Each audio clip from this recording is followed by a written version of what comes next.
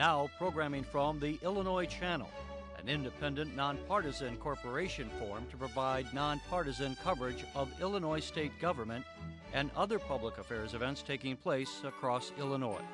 For more information on the Illinois Channel, please visit our website at www.illinoischannel.org.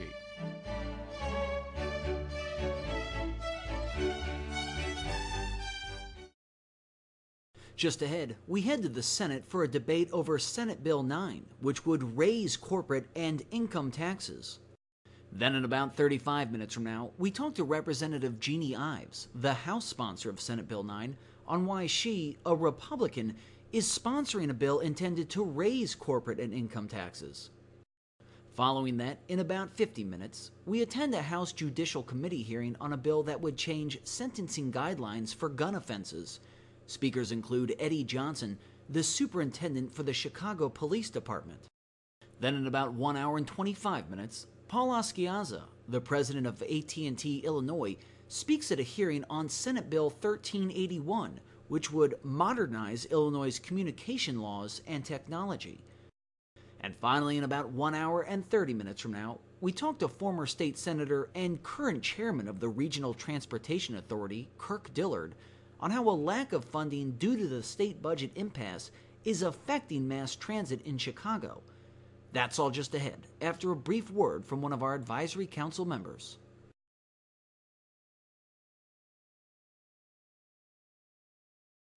Hi, I'm Dennis Bringuette, owner of Ace Sign Company in Springfield. I'm also a member of the Illinois Channel's Advisory Council on Business Development. We build brands through visual communications. We design and fabricate in-house with our team of 49 associates. For our customers, a great sign is a showcase of who they are. For us, it means jobs for our employees and the ability to reinvest in new equipment to meet the demands of the future. Because as a manufacturer, if you don't invest in your business, you're not going to stay in business. Success in business can be very rewarding, but it also can be very challenging. Unfortunately, governments can sometimes make it very difficult with new policies and regulations that can raise the cost of production, hiring, and taxes. That's why we need to know what's happening at the state capitol and what's being proposed that can impact Illinois businesses and our employees. So lawmakers also need to hear from us, the small business owners, about the challenges that we face. And that's what we get from the Illinois Channel's coverage, to hear from the lawmakers and the governor, but also gives a voice to those of us in business. I'm Dennis Bringuette, president of Ace Sign Company, and proud to serve on the Illinois Channel's Advisory Council on Business Development. The Illinois Channel, it keeps us connected to the issues that matter most.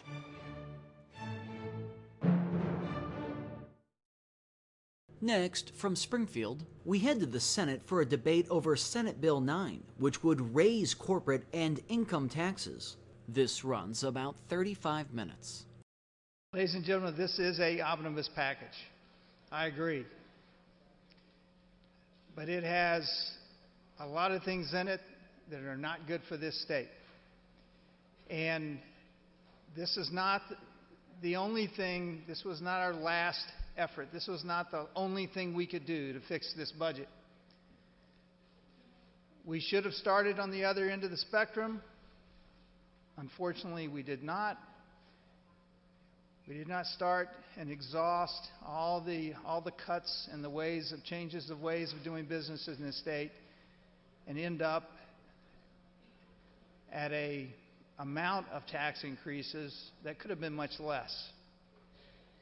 I understand, and I understand that without a tax increase, it would be very difficult. Possible, but very difficult, and very painful. And it's not possible for enough in this body to go home and vote for this and go home and survive. I got that. But we could have come a lot closer than nearly $7 billion. Which is what it's going to take by the time you add the bonding to pay off vendors. And so, you know, the question is, should we have made more effort? are taking an easier way out and just said to the taxpayers, you fix the mess that legislatures of the past had created. And I think that's what we're doing here, delivering a punishing tax increase and making the wrong people pay. The citizens didn't do this. Over time, legislatures refused to live within their means and brought us to deficits and brought us to this situation we're in today. It wasn't even a governor that did this. I know some people want to blame the governor for the past due bills. There's a lot of blame to go around in this, but the one person who didn't do this is the taxpayer. They paid the increase that you asked them to last time, and what happened? Nothing. All we got was deficits. All we got was hundreds of thousands of people leaving the state because they just gave up. And I predict that that will happen again. And sadly, it will be some of your family members. It will be those neighbors. It will be those people you go to church with. It will be people that you will miss. But they will just quit and say, I've had enough. You cannot keep putting a big government on people that they cannot afford. We could have done better. And so, to say that this side of the aisle has not been involved is wrong. It was stated this morning that the Republicans will not join in a budget and they are not willing to get involved. That is incorrect. In fact, some 25 seconds. Some on my side got involved a little too much by agreeing too much. But I hope that when this gets to the House, maybe there's a different way of thinking. For now, I encourage a no vote. Senator Altoff, for what purpose do you seek recognition? Will the sponsor yield? Sponsor indicates you will yield. Great, thank you. Senator Hutchinson, I apologize if I missed it. Did you indicate to the body how much revenue you anticipate raising with this bill? Senator Hutchinson. Yes, $5.4 billion. Senator Altoff. Thank you. In addition, at committee, there were some concerns raised about the different taxing method between cable services and satellite services. I understand that there was a 1% tax placed upon streaming, but how does that work then with satellite and cable? What's the differential there and the concerns that were raised about constitutionality? Senator Hutchinson. The way this bill is drafted, there'll be a 1% tax on cable and a 5% tax on satellite. And they're separate. They are separate taxing streams. Senator Altoff. In addition, you and I have had many meetings, and we share some interest in ensuring that we have streamlined sales tax, which would be taxing services that are provided on the internet that are not currently being taxed. Is that in this revenue bill? Senator Hutchinson. No, it is not, but I also share your concern on that. Senator Altoff. So would there be a consideration of adding that, which is really not a new tax, it's a tax that we have not been collecting? Is there a consideration to include that in this legislation, being able not to tax some of these services that we have included in this legislation? Senator Hutchinson. Not in this piece of legislation, but I'm happy to continue working on that because, I share your concern on that. Senator Altoff. Also, question with regard, is there also language in this legislation that deals with no longer being able to deduct your mortgage payments from the state income tax? Senator Hutchinson. The property tax would be means tested, so if you make more than $500,000 a year married, then you would lose that exemption. Senator Altoff. And lastly, there were some concerns raised about how this legislation deals with not only storage and parking, but how it deals with boat slip rentals, specifically how it touches the industry of barges and tugboats that obviously are extraordinarily important to Southern Illinois. Can you address that for me and explain how this legislation taxes those slips? Senator Hutchinson. One of the things that's contemplated for any expansion to services is an implementation stage. So we recognize that it takes about 6 months to get people actually online, and so I believe the majority of that will be worked out under the rulemaking authority. Senator Altoff, you have a minute. Thank you. And I'll close. Thank you very much for the answers to the question, Senator Hutchinson. I might be one of those legislators that Senator McCarter was referencing about being too engaged in the negotiation of this legislation.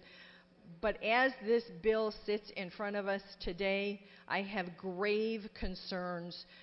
We really still don't understand what's in it and how it applies and how and who it is we're really taxing. The committee meeting was very brief. The legislation, even though it had been sitting out there for a while, has been changed dramatically.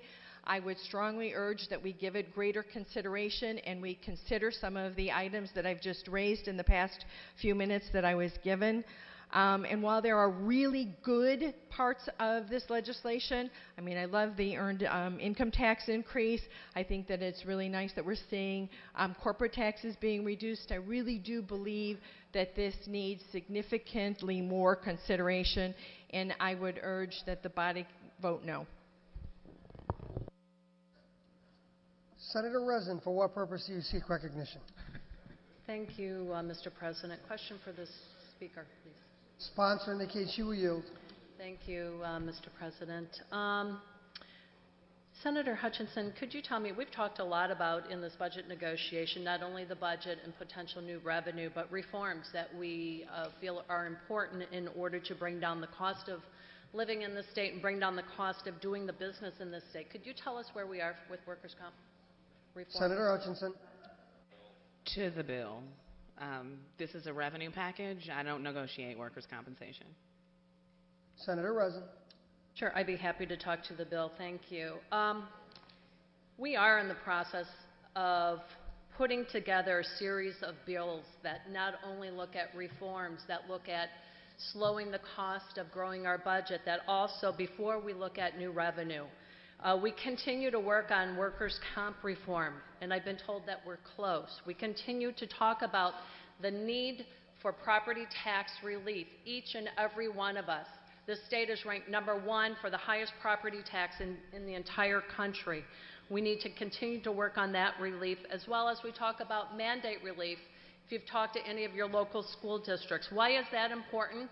Because before we go and are asked to vote on the largest income tax increase in the state, I think it's important that we still sit at the table and try to work at these reforms before we pass a bill that will immediately impact the middle class. And I ask for a no vote. Thank you. Senator Ryder, for what purpose do you seek recognition? Will the sponsor yield, please, Mr. President? Sponsor indicates she will yield. Thank you. Senator Hutchinson, does the tax increase bill that you're carrying contemplate paying debt service on borrowed monies to pay off our backlog of bills? Senator Hutchinson. No, this is based on the framework that was laid out in Senator Brady's introduced budget, as well as the governor's proposed budget. So it does not contemplate that amount in this bill.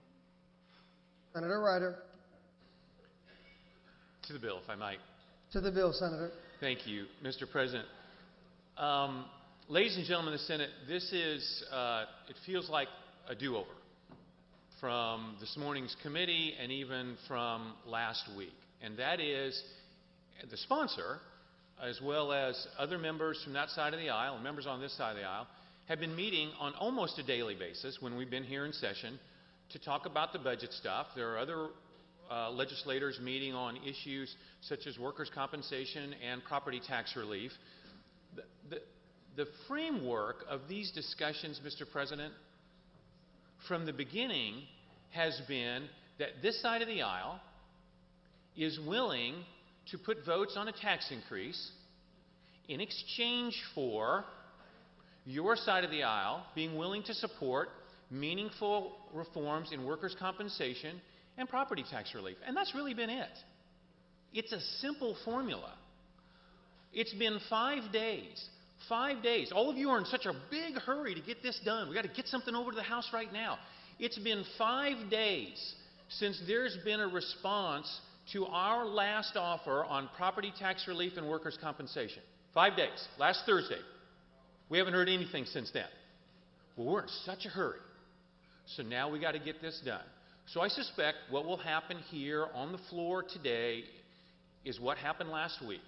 And that is, you folks will get up and feel your need and express your need to say, wow, we got to get this done, and we're going to put our votes on the board. And then when you are done with that, come back. We will still be sitting at the table ready to talk about a bipartisan solution to these things. Thank you, Mr. President. Senator Trotter, for what purpose do you seek recognition? Questions of the sponsor. Sponsor indicates she will yield. Thank you very much.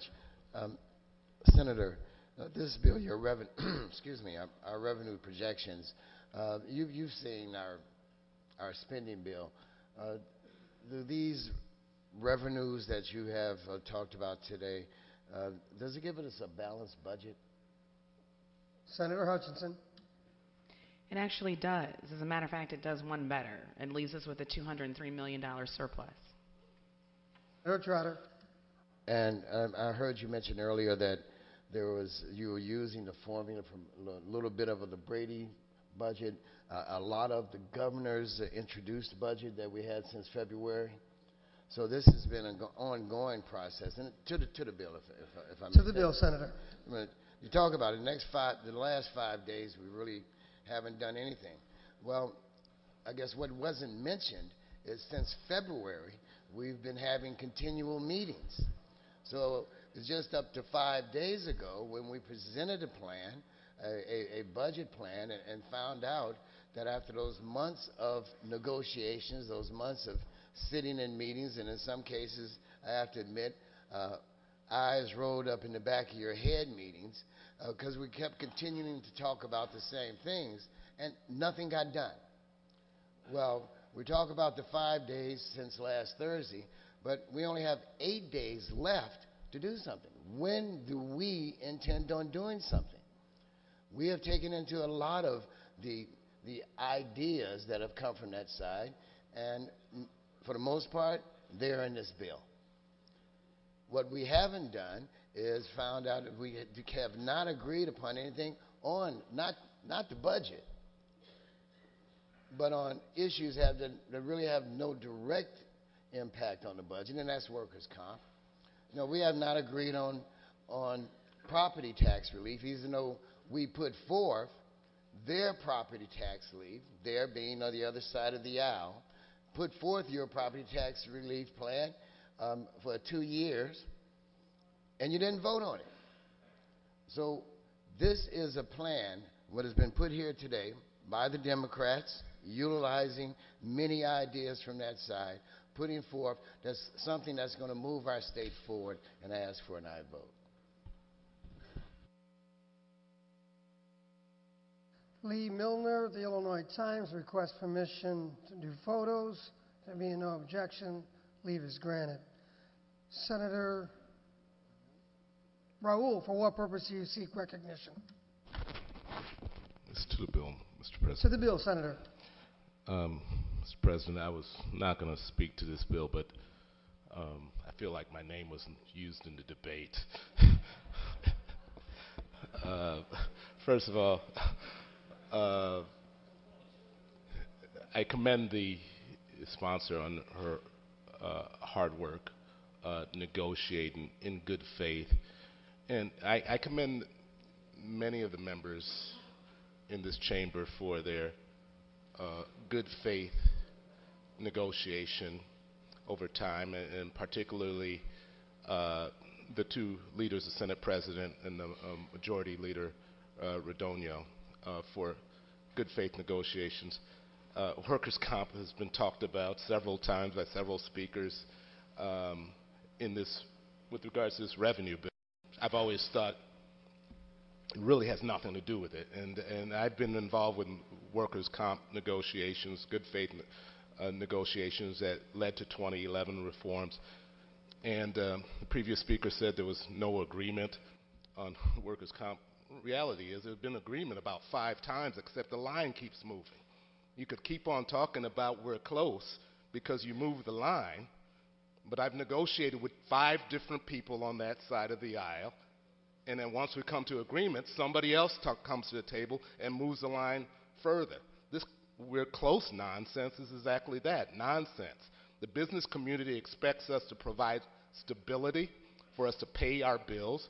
We had paid down our backlog with the previous income tax increase, and it expired. And then we came together on a bipartisan basis to get through that fiscal year with something that was a faux pas in years past, transfers, sweeps. But we agreed to it because we realized on a bipartisan basis that there were priorities in this state that we need to provide for, and that's what this is doing. We need to provide for the stability that's needed, that's called upon by the business community, as a matter of fact, and we need to stop using workers' comp and property tax freeze as a darn excuse. I urge an aye vote. Senator Staines, for what purpose do you seek recognition? Question of the sponsor. Sponsor indicates you yield. So, Senator Hutchinson, I want to just read from 2 different documents here and see whether you believe your revenue package here is below or above what had been suggested by a couple of highly regarded independent business organizations. First, the Civic Federation long ago came out with a series of recommendations that suggested that we increase the income tax to 5.25% and the corporate income tax to 7%, broadening the income tax base by eliminating the exemption on retirement income, getting rid of eliminating business tax expenditures. Would you say that the proposal we have before us is producing more or less revenue than what was suggested at this level? Senator Hutchinson. It produces less revenue than what was suggested due to, I would also point out that this bill, while it's been out since January, has been amended now 8 times, and the majority of the amendments are not amendments that were demanded by our side of the aisle. So this has been a continual process, and so I don't think that there's anyone with a straight face that can say that I've ever done anything that's absent good faith negotiations. I've been working on this for 2 years. 2 years. And I dare anybody to dispute me on that. This is a budget that is based on a revenue number you demanded. It's based on a structure you demanded, on a bill you won't sign your name to and you won't commit to vote for. So this is what compromise looks like. We don't have all the revenue that we probably could, but because of the considerations we took into account, this is the package we have now. Senator Staines. And to the bill, I also want to Senator. I want to point to the Civic Committee, another group of CEOs of business organizations in the Chicagoland area, not exactly known as a liberal bastion there. Their recommendations from their report that they issued last week was saying that we should come up with $8 billion in revenues, increasing the income tax rate to 5%, taxing federally taxable retirement income, sounding familiar here, expanding the sales tax to consumer services based on the Iowa model, increasing the corporate income tax rate, increasing the corporate filing fees. Again, a much larger revenue package that's been suggested here. We have been, and I know that Senator Hutchinson has been working in a very much of a bipartisan fashion on this revenue package for literally years. I've been at that table with her for much of it. I know and really appreciate the fact that we've had many people across the aisle here as well as from the other chamber attending those sessions. push comes to shove here, we still don't have a budget. It is May 23rd, and we all know that to really do the right thing for the state of Illinois, we have to tend to both sides of the ledger, both revenue increases and expenditure cuts. This is the first bill, I think, in an appropriate fashion. We're bringing the revenue forward here first, to then appropriate it in the next bill down the road that's accomplishing both sides of the ledgers. I think it's doing it in a very responsible way. It's staying below where the income tax rate had been before for Illinoisans across the state. We're broadening the sales tax to include more services, which I think is the right way of going, as that's the faster growing part of the economy. I just want to commend Senator Hutchinson for all of her work on this and look forward to aye votes. Senator Hutchinson to close. Thank you, everybody. Sorry, Senator. Yeah, the light just came on. Senator Lightfoot, for what purpose do you seek recognition? Thank you, Mr. President, and thank you for acknowledging my light. To the bill, please. To the bill, Senator. One of the previous sponsors mentioned that we were ranked #1 in the highest property taxes in the country, but yet we're also ranked #1 in the poorest funding of our schools. We're ranked 50th in how we fund our schools, and there's a direct correlation to property taxes and the poorest school districts and their funding. I just think that's something we want to talk about at the appropriate time. Each day that we do nothing, I'll have to take a line from Senator Hutchinson. That's over $11 million a day that we do nothing, which is equivalent to over 8 million school children receiving a hot school breakfast. 8 million kids. That's what we're equivalent to when we just continue to do nothing. When the governor first got elected, we were about somewhere around $3 billion in overpaid or backpaid bills. We were less than 60 days. Now we're $14 billion. $14 billion in old paid bills, and our group health insurance about 500 days. So there's no way we can debate an issue about revenue unless we acknowledge the debt that has been caused by this administration and by the other side of the aisle, furlonging, pushing back the line. I'm not even going to look at you, Senator, over there. You're all in shock. Yeah, I'm talking about you. I think it's important to also note that it's just past the time that we continue to just try to push the governor's turnaround agenda. You guys won't say the words, but I will. This is another example of trying to move the governor's turnaround agenda. Started as 10 items. Now you're narrowed it down to 2. We appreciate that, but workers' compensation and property taxes has zero to do with us getting our state back fiscally sound, making sure we're stable to move forward. Those are just 2 small categories that has zero to do with us funding human services, our schools, and all our other needs in the state. And I think it's time out for us to stop not acknowledging the debt that we're putting ourselves into. We're going deeper and deeper and deeper in debt while we continue to do nothing. So it's past time to address revenue. I know voting for a tax increase is always a challenge to do. When we had the vote before, I thought then that it should have been permanent and not temporary. And I think now the sponsor has done a wonderful job in identifying revenues to try to dig us out of a hole that we didn't create ourselves without the support of our colleagues on the other side of the aisle and the governor's administration. I encourage and I vote. Senator McConchie, for what purpose do you seek recognition? To the bill, Mr. President. To the bill, Senator. I just wanted to correct the record on something that was just said in regards to education spending. The statement was made that we fund education at the level of 50th out of 50, and that the high property taxes is a part of that, and that's at least what was insinuated. In fact, we're 15th out in the nation as far as how we fund education. And if you calculate the property taxes into that.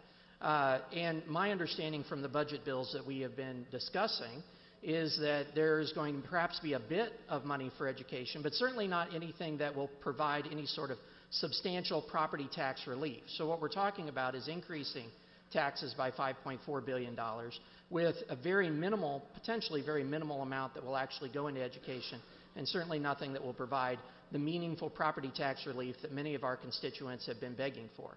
And as a result of us having an incomplete plan in that regard, I encourage a no vote. Thank you. Senator Hutchinson to close. Where to start?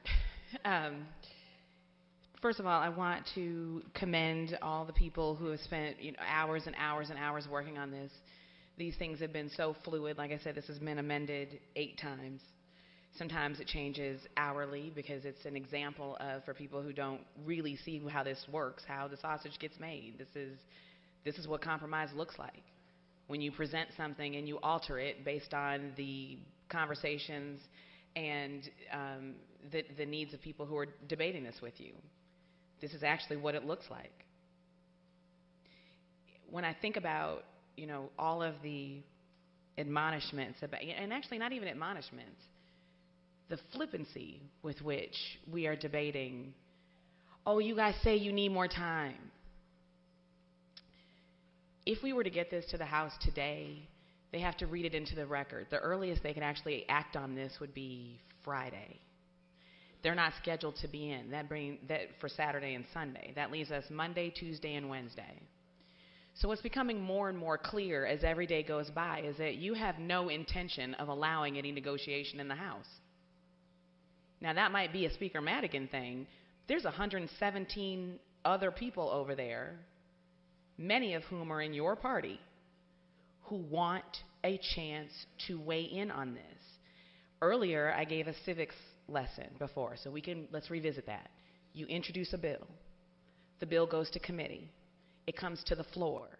Then it goes to the other chamber. It has to go to committee. And then it goes to the floor. And if there's any changes, it has to be negotiated and come back on concurrence.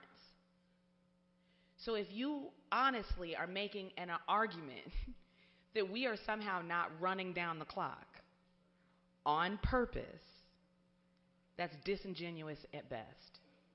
It's not fair. And for you strict constitutionalists, it's not how the Constitution was written. We have 2 chambers. So in order for us to even have a shot at getting to May 31st, even have a shot at getting to the ability of passing a fully funded, balanced budget by May 31st, so that we're not making this astronomically harder when it no longer takes 30 votes in the Senate and 60 votes in the House. It takes 36 votes in the Senate and 71 votes in the House. But let me back up again. That must mean you don't want to give them time. You don't think they should get to weigh in. That's really interesting to me. I've heard offense at moving this package right now. I've heard offense at this. I would like to say, here's what offends me. 47,000 children who lost their child care offends me. All 7 of our state universities downgraded in one day offends me. Now, Eastern Illinois University is not in my district, but I spent a lot of really happy summers going to theater camp there. They're a part of me too. The University of Illinois in Champaign is not in my district, but that's where I got my bachelor's degree from. Northern Illinois University is not in my district, but that's where I got my law degree from while I was sitting here on the floor with you all trying to figure out how I was going to go to law school and be a senator at the same time. I am a product of the state university system, and it offends me that there isn't more urgency in dealing with this situation. If Eastern goes away, what happens to Charleston when it's one of the largest employers there? So all of these cries for more time, please allow me to say you have more time in the other chamber. And then we have even more time to deal with the concurrent, or for us to concur when it comes back here. Now, there was also something said about, I want to correct the record on your selective memory as it relates to history. January 1st, 2015, our bill backlog was $4.5 billion. And if you remember, when we passed what you call the 67% temporary, passed in the middle of the night, job-killing quincome tax, And then you said that over and over and over again. And all we needed to do was broaden the base so we could lower the rates. That was actually about what being responsible was. That now you don't want to broaden the base. Now you want it to be temporary, which is what you railed against when we did it in 2011. Now you don't want to say 5%. You're more comfortable saying 4.95%, which from fourth grade is a roundup. That's about 5. We said then, matter of fact, no, Judy Bartofika said then, don't allow this thing to roll back precipitously. The state cannot handle it. It would be the worst thing you can do. Goodness. Oh, and it was, believe me, big mistake. Big mistake. But you're arguing to do this temporary again. So at this time period, we're looking at a situation where if you don't want to vote for 4.95, you don't want to vote for 4.99, you definitely don't want to say 5 again, please explain to me what the income tax will be with $24 billion in backlog, junk bond status, no capital bill, no roads, no infrastructure, no school repairs, no nothing. Please, what would that income tax rate be? So if you're waiting for a better deal for the taxpayers, somebody better start telling the truth. So at this point, we've gone from $4.5 billion in backlog to $14.3 billion in backlog, while you are asking for more time. It's past time. We are actually in a moment in time right now where the time for ridiculous arguing about minute things gets in the way of the statesmanship that we need right now. We need it right now. Our citizens need it, our constituents need it, our schools need it, our children need it, our social services need it. This state cannot bear another day of us wasting time. I ask for an aye vote. The question is, shall Senate Bill 9 pass? All those in favor vote aye. Opposed, nay. The voting is open. Have all voted a wish? Have all voted a wish? Have all voted a wish? Take the record. On that question, there are 32 voting aye, 26 voting nay, 0 voting present. Senate Bill 9, having received the required constitutional majority, is declared passed. You're watching the Illinois Channel, an independent nonprofit corporation formed to provide gavel-to-gavel coverage of Illinois state government and other public affairs events taking place across Illinois. Hi, I'm Dan Montgomery, President of the Illinois Federation of Teachers. More than 100,000 IFT members work each day in schools, universities, colleges, and state agencies across Illinois. They're professionals who teach our students, keep our public buildings safe and clean, and provide critical state services, and much more. As an advocate for our members, their professions, and those we serve, the IFT works in Springfield to support legislative policies that promote high-quality schools and public services. We also fight to protect collective bargaining rights for all our members and all working men and women. We do this through an organized program of advocacy and year-round monitoring of public policy proposals. And that's why the IFT is proud to support the work of the Illinois Channel, whose coverage connects us to legislative debates and committee hearings, as well as interviews with leaders on key issues like the state budget, tax policy, public pensions, and education funding. Funding education is one of the primary responsibilities of Illinois state government. So we should all pay attention to the policies being proposed and how they may help or harm our children's futures. You know, what's happening in the State House today directly impacts what happens in classrooms tomorrow. And what happens in classrooms impacts the future of our state and our nation for decades to come. I'm Dan Montgomery, President of the Illinois Federation of Teachers, and I'm proud to serve on the Illinois Channel's Education Advisory Board. The Illinois Channel, it keeps us all connected.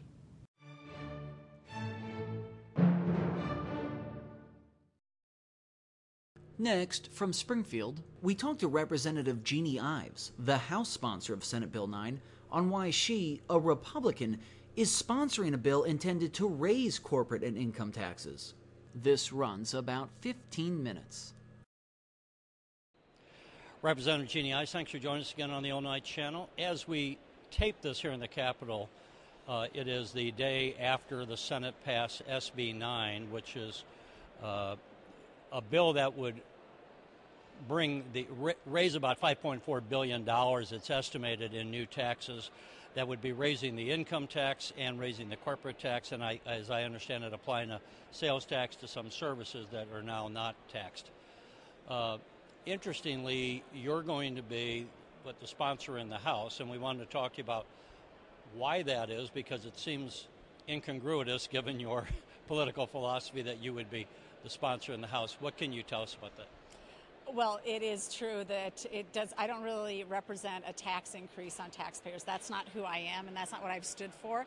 In fact, I came down to the State House to really protect taxpayers, but when I saw that SB 9 was going to be the vehicle that they used for a tax increase, I wanted to be part of that conversation. So I knew that if I pre-filed for the bill, that I would have potentially a voice on that bill when it came over to the House. And sure enough, I am the chief sponsor of a tax increase bill. However, we plan to amend it heavily and to protect taxpayers rather than increase taxes on them.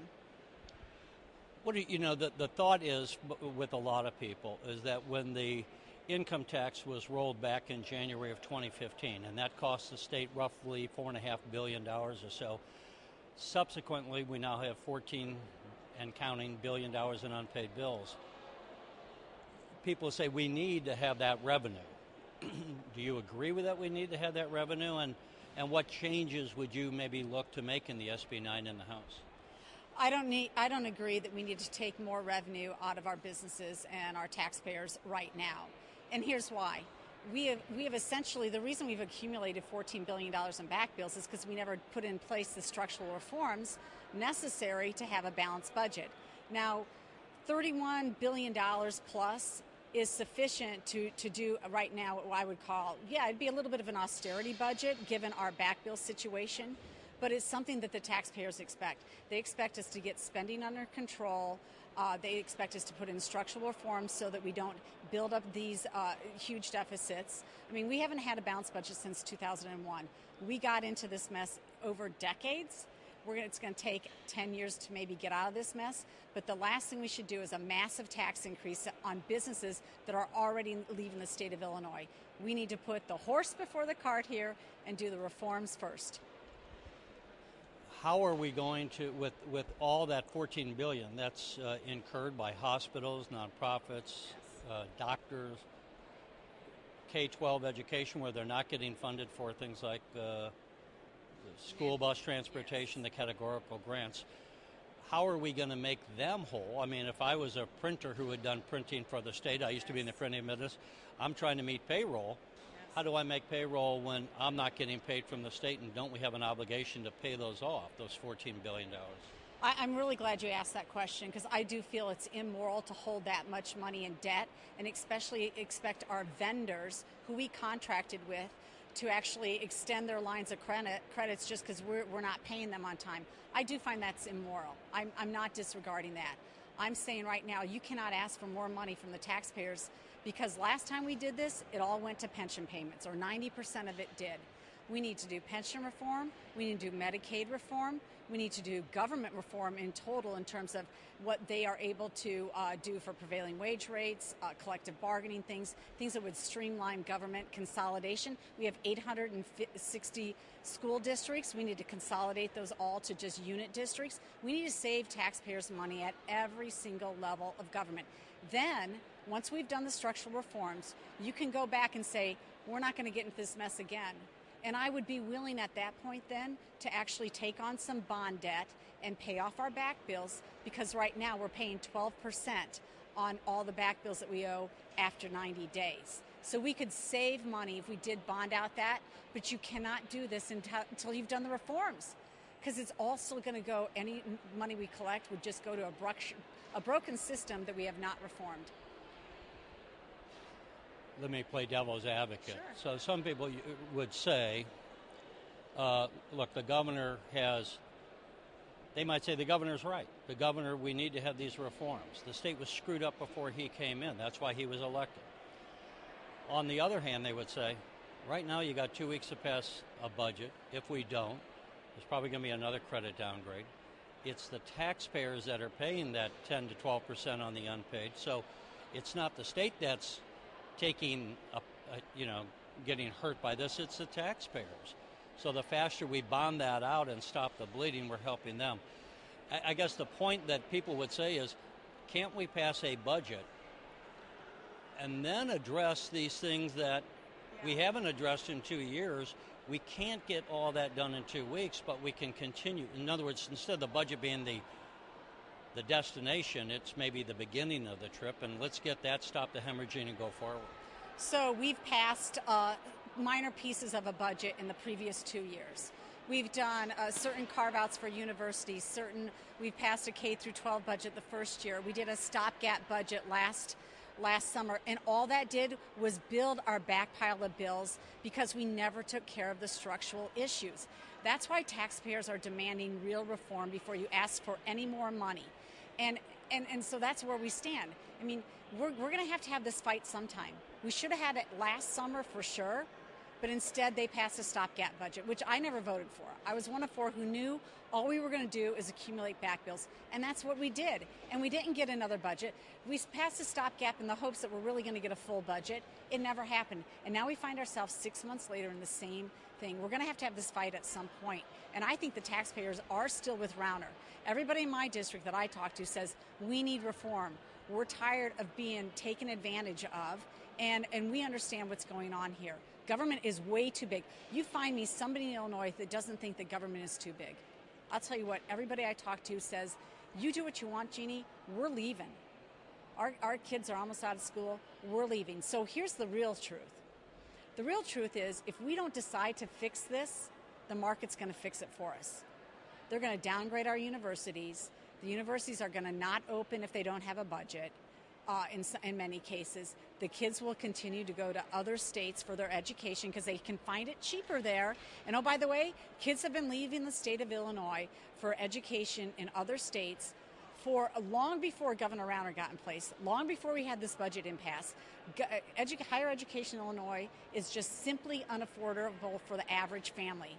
So this predates Governor Rauner's, and this is a problem that we have to have. This is a fight we have to have right now on downsizing government, consolidating higher ed. Quite frankly, we need to consolidate it. We need to consolidate the number of community colleges. We need to consolidate the number of school districts. We better have this fight now, because we're fighting for our survival right now. Otherwise, the market will do it.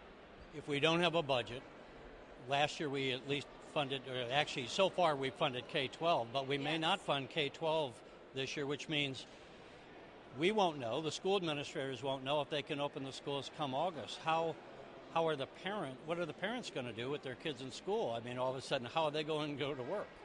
Or is it, this is where we're at the brinksmanship to where, are you arguing, or not only you as an individual, but the Republican side of the aisle, let's say, arguing that we need that pressure to finally get the kind of reforms that you're looking for?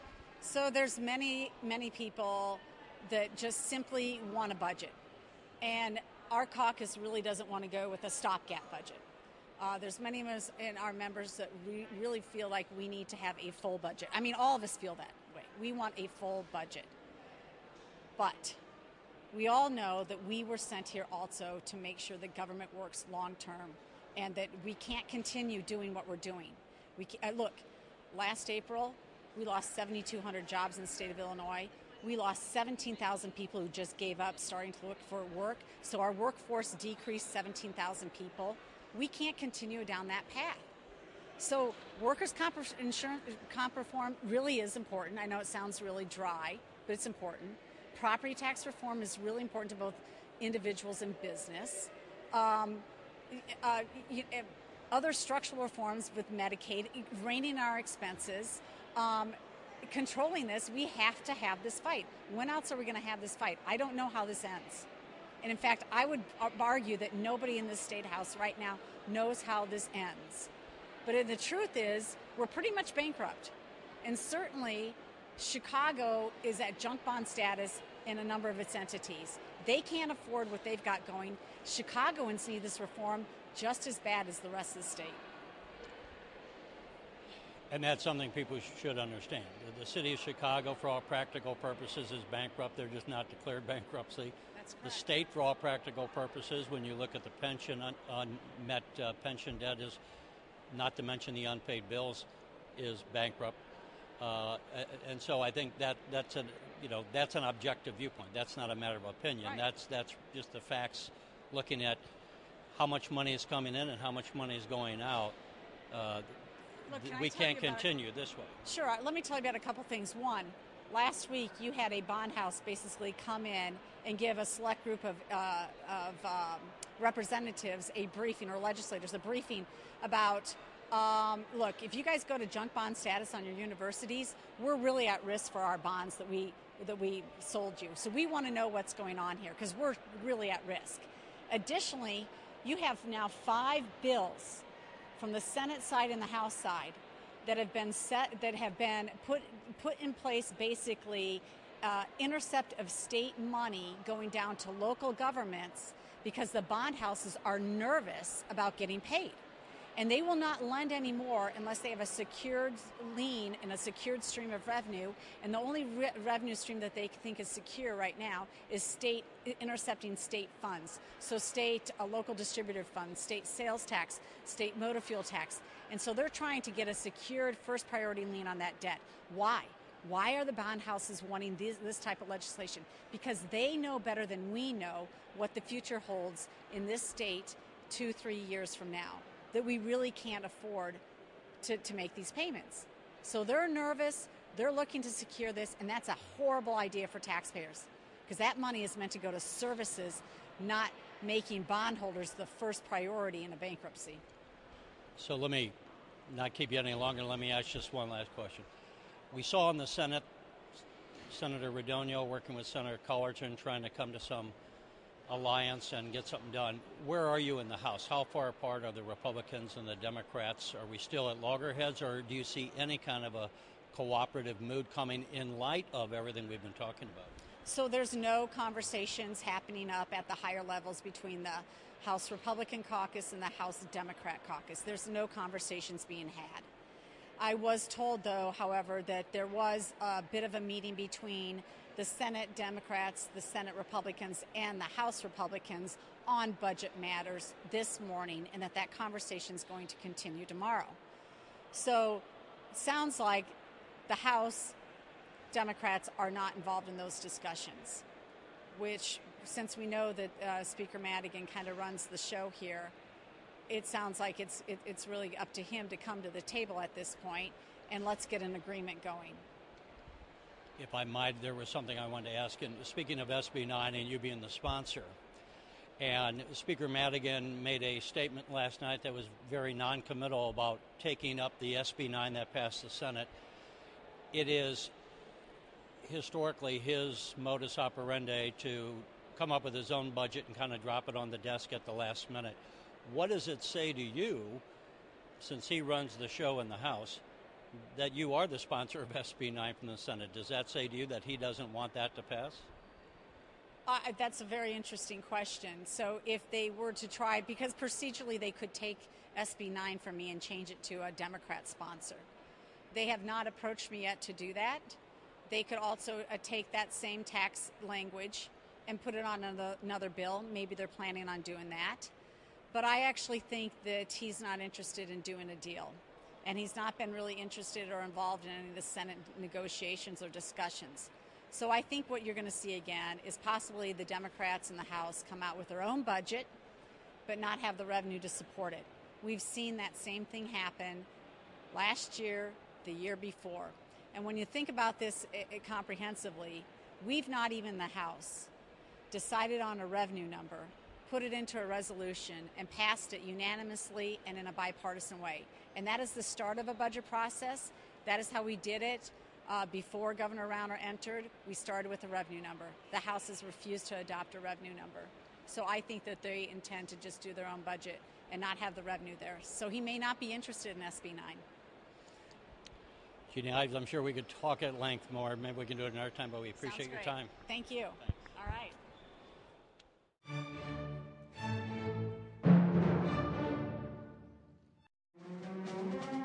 The Illinois Channel salutes our advisory council members, leaders in business, education, law, medicine, and other fields from across Illinois.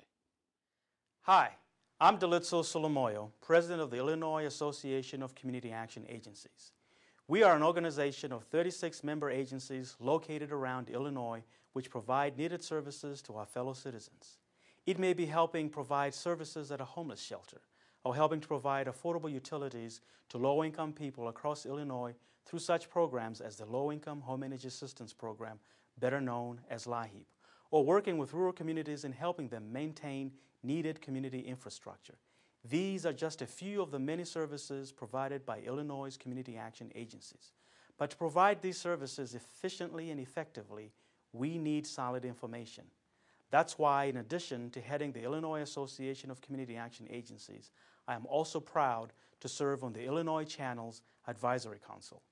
I have watched the Illinois Channel for years. It provides serious coverage of the Illinois legislature, public policy discussions, and one-on-one interviews with leaders from across Illinois. It's the kind of solid, in-depth information all of us need to get beyond partisan politics and political spin and just hear directly what's happening, what's being proposed, and why. I know and you know that Illinois is filled with good people. But if we are to have good, effective public policies, we need to base those on good information. We get that from the Illinois Channel. That's why I watch it, and I hope you will too. The Illinois Channel, it works for all of us.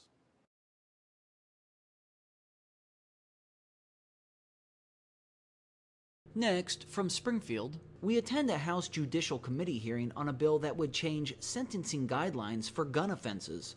Speakers include Eddie Johnson, the superintendent for the Chicago Police Department. This runs about 35 minutes. Superintendent Johnson. Good morning, Mr. Chairman, and to the members of the committee. My name is Eddie Johnson, and I'm the superintendent of the Chicago Police Department. I want to thank you for the opportunity to appear before you all today. In 2016, 768 people were killed in Chicago. That's 768 individual tragedies that have left countless families in grief. Of last year's victims, 92% were male, 78% were African American, 75% were between the ages of 15 to 34, and 91% of the victims were killed with a gun. Those numbers represent multiple generations of young black men who never had a chance to make something of their lives because of illegal guns and the criminals willing to pull the trigger. I've been a police officer for 29 years, and I've seen too many lives cut short and too many parents lose a child. And quite frankly, as an African American leader, I'm disgusted. And as a cop, I'm angry. Because the simple fact is we can do better. Those we all serve in the city of Chicago deserve better. I'm not here to ask the legislature to solve this problem for Chicago. We as a city take full responsibility for doing the things that are within our power to address the problem of gun violence. Right now, when we arrest a gun offender, they may serve a few months in custody. If we arrest and convict them a second time, they might serve a year, if they serve any time at all. These offenders are cycled through a criminal justice system with a severe lack of accountability for the crimes that they commit. They're released back to the streets so quickly that they see no reason to change their behavior, and the cycle of violence just continues in our city. I'm here to ask you for your support for Senate Bill 1722, which is both a pivotal and incremental step in holding repeat gun offenders accountable for making our streets safer. I would also like to applaud the work of the sponsors and the committee on this matter. Before I could continue, let me be clear. I'm not seeking to mass incarcerate minorities or establish additional mandatory minimums or take guns out of the hands of people who hold them legally. This legislation gives judges the guidelines to sentence repeat gun offenders at the higher end of the already existing sentencing range. It also contains predicating violent offenses that will classify an individual as a repeat gun offender, and that's to ensure that we're not casting a wide net, but instead we're using a spear to pinpoint the individuals that are driving the violence in the streets of Chicago. Finally, judges retain their discretion to sentence at the lower end of the current range if they articulate their reasons for doing so in a publicly available statement explaining their decision. This bill does not change the existing sentencing range for repeat gun offenders.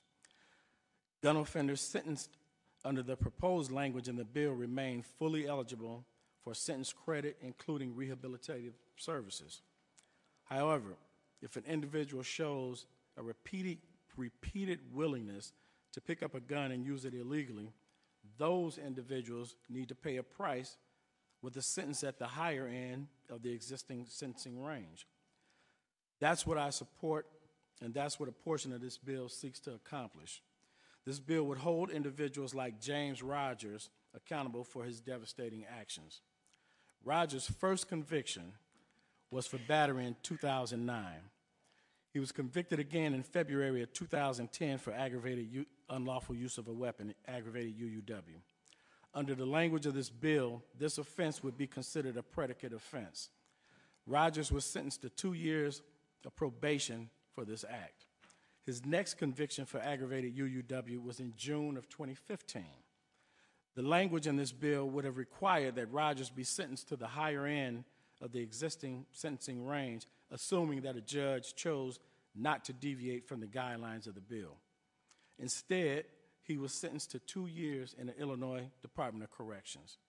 And sadly to say, Rogers was arrested a third time for first-degree murder on July 13th of 2016 for killing a 39-year-old male. If this bill was in place in 2015, Rogers would have been forced to serve more time, and this act of violence may have been avoided. I believe that we need to continue to identify legislative solutions that will ensure we are targeting the main drivers of violence in Chicago and throughout the state of Illinois. And while I understand the necessity for negotiation and compromise as part of the legislative process, there are amendments to this bill that, quite frankly, make me uneasy. Specifically, the potential for reduced time served for individuals who possess or distribute 100 grams or more cocaine, heroin, or fentanyl, among other criminal justice reforms, even though I understand that these changes were recommended by the Illinois State Commission on Criminal Justice and Sentencing Reform. To be clear, the drug trade is what drives the gang violence in Chicago, and lessening the consequences for high-level narcotics dealing and possession still makes me very uncomfortable. There are other reforms in this bill supportive of the diversion and rehabilitation for first-time weapons offenders charged with Class 4 or lower unlawful use of a weapon or aggravated unlawful use of a weapon, as well as low-level drug property crimes offenses. I firmly support diversion and rehabilitation, but only for less serious nonviolent offenders. In fact, we currently have a diversion pilot in Chicago that connects nonviolent drug addicts to treatment services on the west side of the city, and that's showing significant signs of success, and we're proud of that at CPD.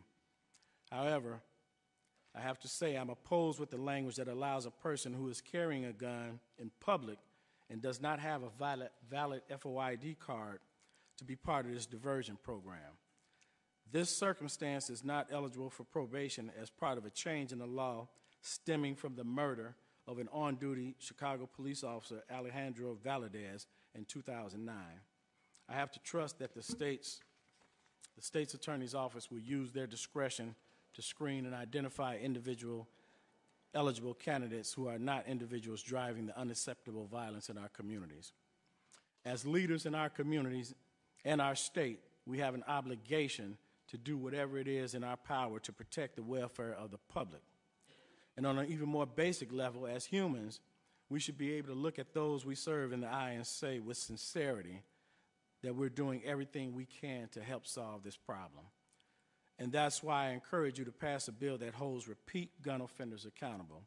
So on behalf of myself, the city of Chicago, and in the name of every person who's been touched by gun violence, I would like to ask you for your support in this legislation, and thank you for allowing me to testify, and I look forward to any questions that you all may have. I just want to just indicate on the record that the drug offenses that the superintendent referred to that would be reduced, that are the recommendations from the task force, have been removed. Those are not part of this legislation, but also the diversion program would require the agreement of the state's attorney's office and assistant state's attorney to, in situations that you just mentioned with that individual who had the gun without a FOID card, the state's attorney still has to sign off on the diversion program. So there is discretion, and I know this is something that the state's attorney's office will take into consideration if they do believe that someone qualifies and is deserving of that first-time diversion program. So thank you, Superintendent. I'd like to now allow the Senate sponsor, who I've worked with a lot over the last few weeks, to bring this to closure. That's Senator Kwame Raywell. Thank you. Thank you, Leader, and thank you, Chairman Sims and committee for allowing me into your chamber. It's a temporary assignment. Let me first say that there was work on this bill that took place over the course of really the last year. The superintendent came to see me last year and voiced support for previous legislation that sought to lend a tool to law enforcement to deal with the gun violence that we're dealing with, not just in Chicago.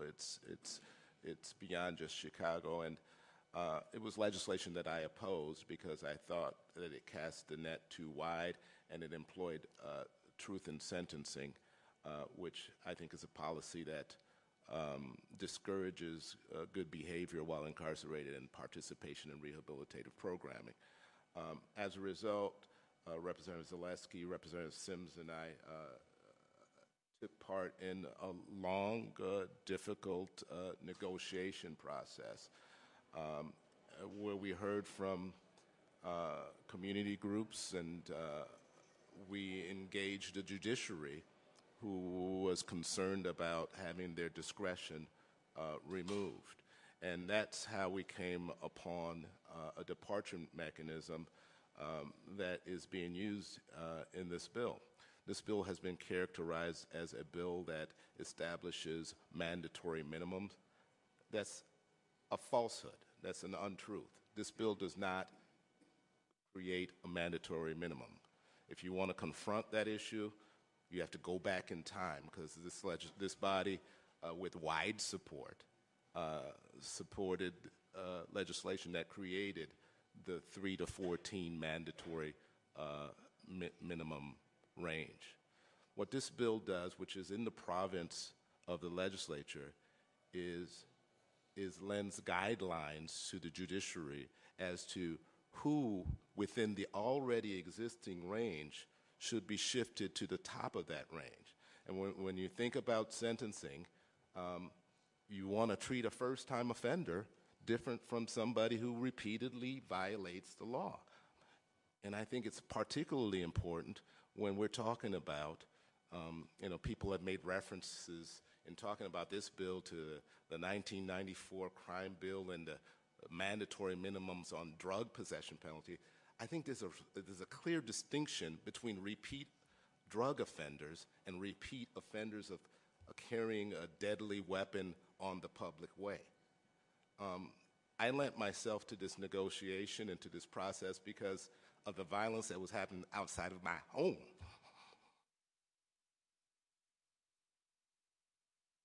And it offends me when people have characterized my work on this bill as something that is counter to criminal justice reform, given the commitment I've had to criminal justice reform throughout my career in the legislature. It only requires reading the details of this bill to realize that we've preserved judicial discretion. We have criminal justice reform recommendations that Representative Cabello, Representative Sims, and I, who served on the Criminal Justice Reform Commission, approved. Now, some of them that were originally on there are not on here, and I hope as we continue our work in the legislature, we don't all retire today, that we will continue to work on criminal justice reform. We won't be able to accomplish it all on one bill. I appreciate all the passion that has been expressed with regards to this bill. We do need resources in the community. This bill is not a cure-all. This bill is not a cure-all to the violence in Chicago or outside of Chicago. But I do believe it's something that will help. I do believe that people who've been previously convicted of murder, rape, aggravated battery with a firearm, or possessing a weapon on the public way should be treated differently than a first-time offender and should be sentenced on the higher end of the range. And we preserve the ability for them to get time for their good behavior while incarcerated. The final thing I just want to say is that, you know, there's been mention made that about the resources in community and dealing with the trauma that that begets violence. I just want to remind people that we did a good job on a bipartisan basis. Representative Gordon Booth was a sponsor, and Representative Sims was active on it, of sponsoring a bill that will bring those resources to community to deal with the trauma. We can walk and chew gum. We don't have to do everything in one bill, but we have to do something about this violence, and I think this will help. Thank you, Senator. I see Mr. Jones actively trying to get to the table. So if you'd like to weigh in with some supportive testimony. Thank you, Mr. Chairman. Matt Jones on behalf of the state's attorneys. I'm not going to speak, for those of you who are used to this committee, I'm not going to filibuster and speak as long as I typically do. I'll be happy to answer any questions. I know, Christian, you're appreciative of that.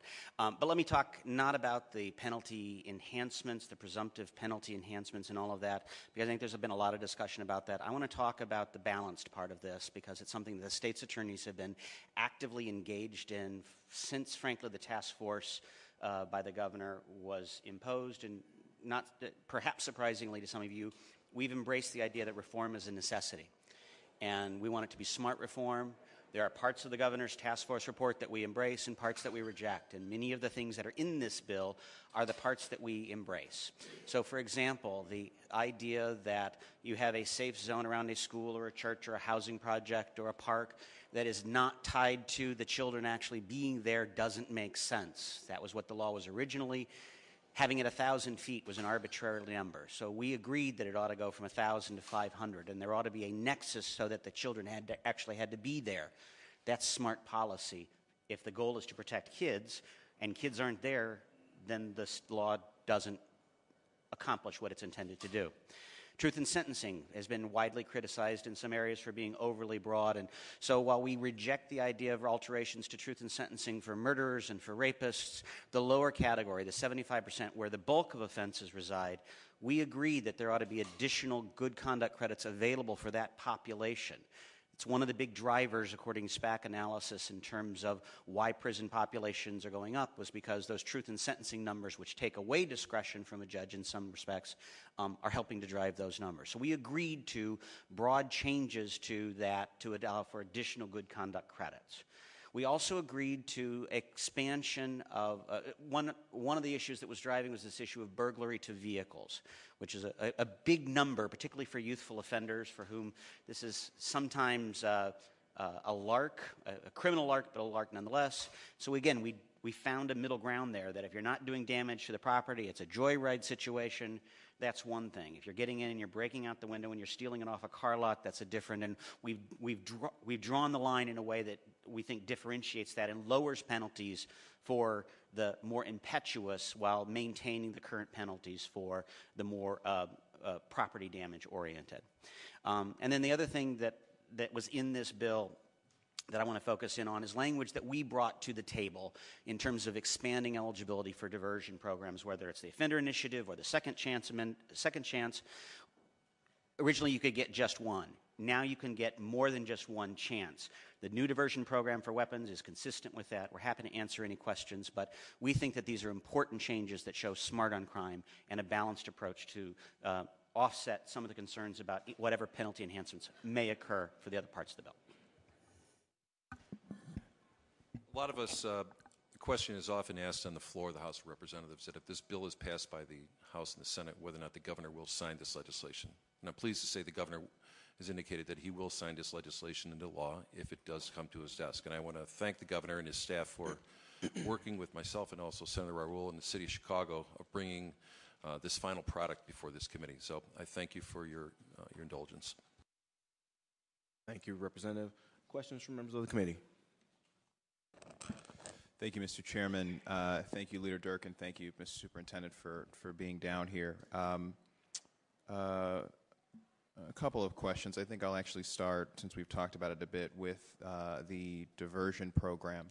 And this question may be for Leader Durkin or maybe for Mr. Jones, whose testimony was disappointingly short today.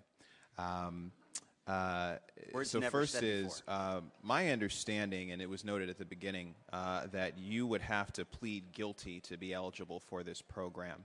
I'm wondering what we think the effect might be, given that in some cases, for a Class 4, you can sort of plead down to a misdemeanor. Could we potentially, given the length and difficulty of the program, be putting more people in prison for longer rather than the opposite effect? Well, with regards to that, I think it's unlikely that most of these people for the diversion eligible population would go to prison at all, unless they have it's just unthinkable that for these Class 4 offenses they're going to go to prison. We don't send them unless they have a very lengthy criminal history, and for first-time offenders without that criminal history, I don't think there's any statistics that say first-time, even UUW offenders routinely go to prison unless they fail and fail and fail and fail on probation. So okay, so walk correct, me, possibly, theoretically, yes. But walk me through this practically, Matt, and here's why I'm asking this question. So the program is 18 to 24 months. Right. Has a pretty strict list of requirements, including things like dress code, attending programs, et cetera. So my understanding of the program is you go into it after having pled guilty to a Class 4 in this case, which does, I believe, carry prison time at least as a possibility. Right. So you plead guilty. You go through this program, let's say month 13, you forget to wear a tie that day, someone's feeling a little nicky-nacky, you drop out of it, you're back in the stream of prosecution. You're telling me that person is still probably not going to jail? I'm telling you that in my experience, that person would not go to prison. Okay, would they go to jail as an intermediate sanction, as part of a violation? Yes. I will tell you, in my experience, not wearing a tie for a day, I have never violated somebody for one single technical violation ever, even if it's dirty drug drops on probation. Oh, the dress code is, apparently the dress code language is taken out. So. Thank you for that, Leader Durkin. So what's the success rate of the diversion programs you run currently? I believe the one in Brooklyn's about 50%, maybe a little less. What is it for you guys? And I know it's kind of a difficult question for an association, but what's the success rate generally? It depends on the offense, to be quite frank. If you're talking about retail theft, then those are very high, or very high success rate. I don't have statistics for you. I'm not sure if Redeploy Illinois, which many of these specialty courts are funded through, would do it. I would say 50% is probably on the low side for most of the programs that we run. Low side in terms of meaning success. We're more successful than those. Okay. Couple more questions on some of the balancing amendment. So on the task force, the gun trafficking task force, my understanding is that the original version of the language had sort of tougher interdiction language allowing ISP to do direct enforcement actions. That I don't appear to see that language in this current draft. Why did that come out? I think the intention was, as I talked with the Illinois State Police, and they're the ones who provided me with this amended language, was to gather information and to share it with, and to enter into multi-jurisdictional intergovernmental agreements with state, county, federal law enforcement agencies to provide whatever information they gather from this task force. But again, I think that was the intention, that was the goal of, at first with the Illinois State Police, The Illinois State Police are going to be very... Sergeant Thompson can come forward and answer some of the clarifying questions. Look, I can tell you this. The state police are actively involved with I apologize, Lieutenant working Thompson. with Chicago Police Department, FBI, and also ATF on gun violence issues in the city of Chicago. And I talk to the superintendent on a regular basis of where the ISP is in coordinating with law enforcement in Chicago, particularly in these hot districts that we have in the different parts of the city. So, but John, I'll defer to John Thompson on the amendment with the task force. Thank you. John Thompson, Illinois State Police. I apologize I didn't hear the question precisely. I was standing by the door and a lot of background So noise. I can repeat it if that's useful for you. Sure. So my understanding, and I know that this is one of the things that the Black Caucus was asking for and potentially trying to do something to make this more palatable for folks, was the idea of a gun trafficking task force at ISP that would be charged not just with gathering information, but doing interdiction, doing enforcement actions, being a force multiplier, not just for CPD, but for other departments sort of near the borders of our state where we know a lot of crime guns are flowing from. That was the original purpose, and it doesn't seem like this language is totally reflective of that, so help me understand why. The goal of the task force is to basically complement those efforts. We have a lot of those efforts going on currently. You've probably heard the Ryan's Hope, the surge details that we've been doing in the Chicagoland area. The idea of this task force would be to pool all of our resources, make it multi-jurisdictional, and basically have intelligence-driven policing, and use this task force, use the information that's gathered, the sharing of information, the sharing of intelligence between us and even possibly federal partners, and direct our patrols and what we're currently doing to the right spots. Well, this all is about intelligence driven. Just as a comment, because again, I know it was a request of the caucus, I know that one of the reasons why this was appealing really was as a force multiplier for other local police departments, and the idea was also to train and hire new officers to prioritize specifically doing this work. So I would just say that in terms of that being the intention, this amendment doesn't fulfill that purpose. I appreciate the work that's being done, but respectfully, the goal was to give you additional tools above and beyond what's happening already, rather than just to do coordination.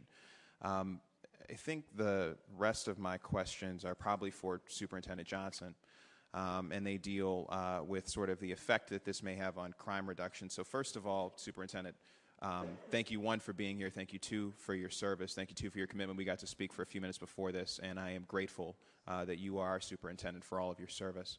A quick question in terms of what is the number of individuals we are expecting would be arrested, charged, sort of put back into the stream of prosecution, and hopefully, I guess, sent away under this bill? Well, you know what, I don't think we have an exact number, but like I said before, we are not targeting, we're not focused on using a net to cast a wide net to lock up everybody. The purpose is to create a culture of accountability so that people won't want to pick up a handgun and use it in a violent way. The idea is not to incarcerate more people. If this bill passes through, then I think that in time it would help create that culture of accountability.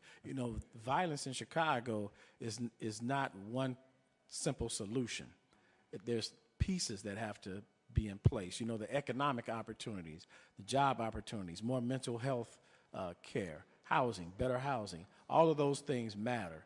But we still have to hold repeat gun offenders accountable for their actions. So I appreciate that, Superintendent. Respectfully, it wasn't quite an answer to my question. So I know that there's been a lot of coverage, for example, of the strategic suspect list in the city of Chicago, and what I'm wondering, my understanding was that this is a relatively small number of people who would be directly affected. I'm asking you, for the sake of this committee, to give us a ballpark. How many people are we talking about here? So when we look at the strategic subject algorithm, there's about 1,400 individuals that are driving most of the violence in Chicago.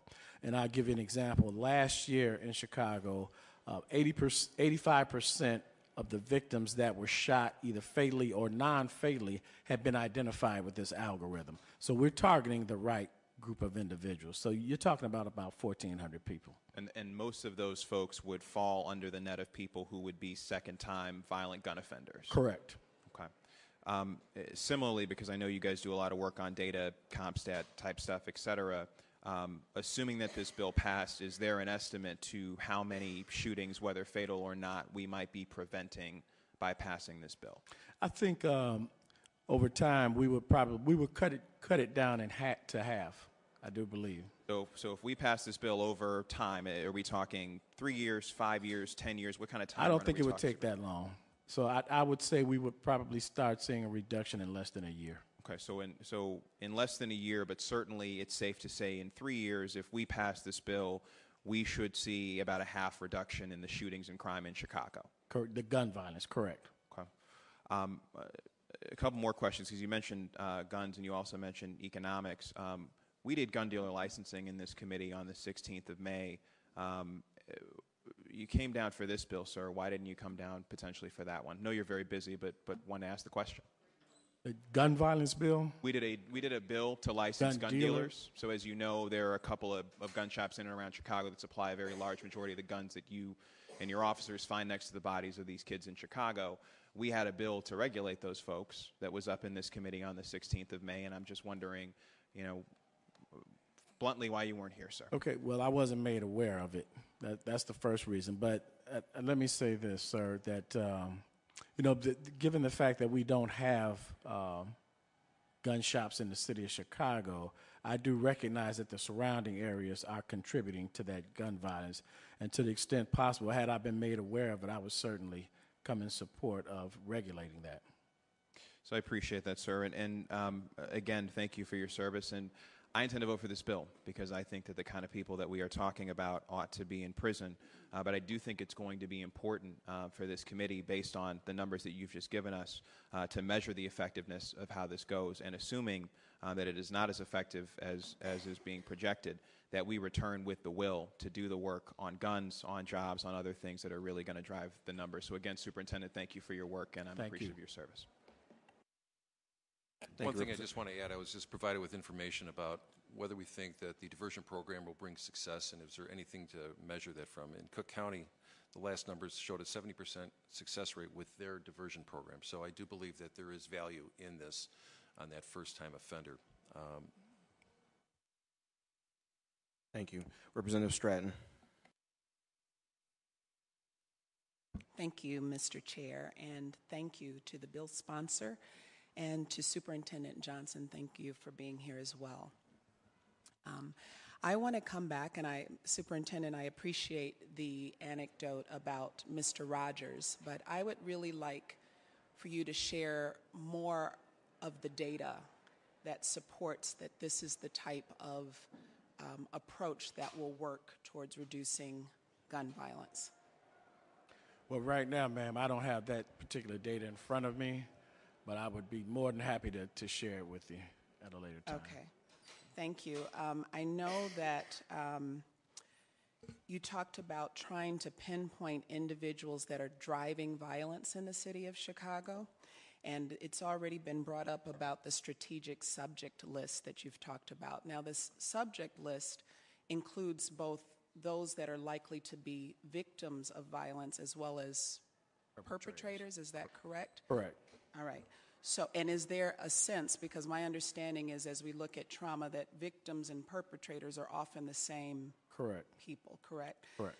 All right. So can you tell me then, when you think about this particular piece of legislation, and I know you don't have the data before you, at least the numbers in front of you, but can you tell me what you do know from research, just even generally, about why an enhanced penalty would be helpful under these circumstances? Well, this is what I can tell you, ma'am.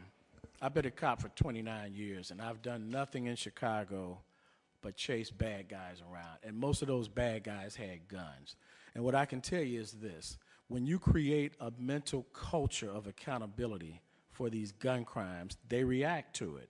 If they know that there's no consequence for their actions, we're not giving them an incentive to stop doing what they're doing and putting these guns down.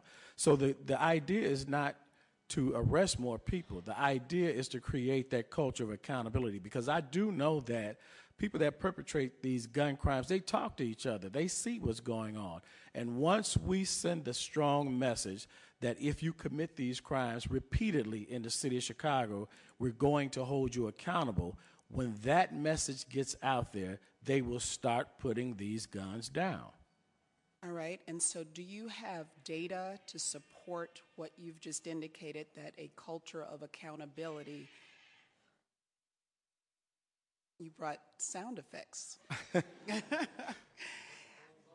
Is there any data that you can provide or share with us today that supports that through a measure such as enhanced penalties, that it will in fact create that culture of accountability? And if I may, the reason why I ask this question is because we know that since 2000, over the last 17 years or so, we have seen enhanced penalties in Illinois.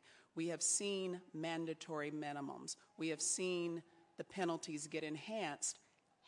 And we also, at the same time, we have seen the type of year that we had in Chicago last year, where violence continued to increase, at least in that last year, maybe 2 years.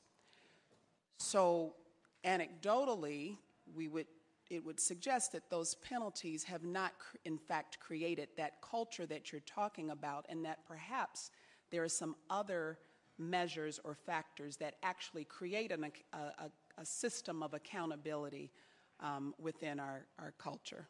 Okay, that's a great question, and I apologize again for not having that data in front of me.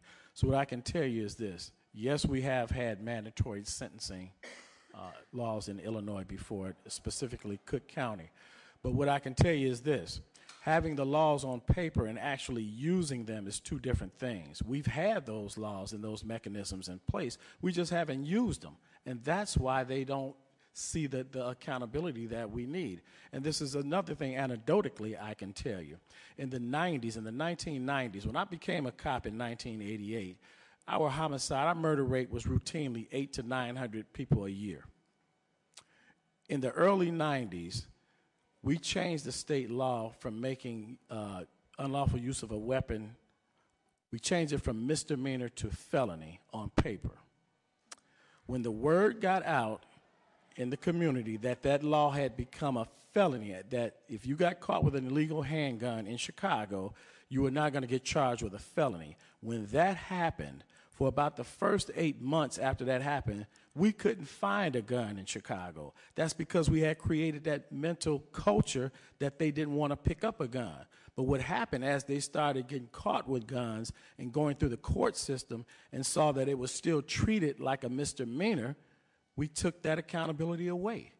The incentive to not pick up the gun was no longer there. So what I can tell you is that it does make a difference. If we create that culture of accountability, they will start putting those guns down.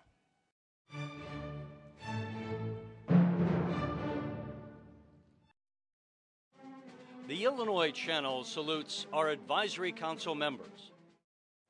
Hello, I'm Michael Jacoby, Executive Director of the Illinois Association of School Business Officials. Most people never look at a school and think of it being an economic enterprise that spends tens of millions of dollars every year.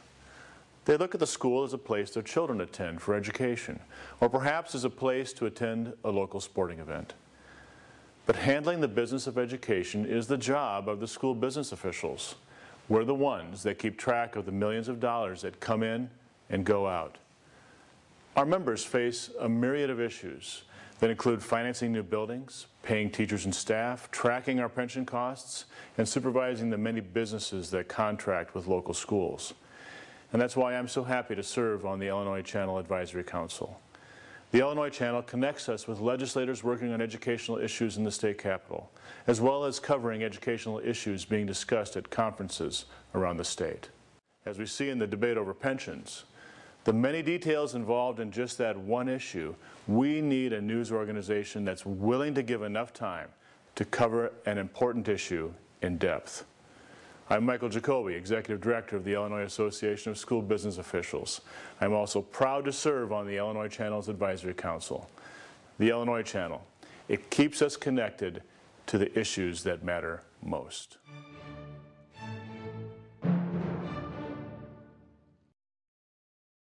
Next, from Springfield, Paul Aschiazza, The president of AT&T Illinois speaks at a hearing on Senate Bill 1381, which would modernize Illinois' communication laws and technology.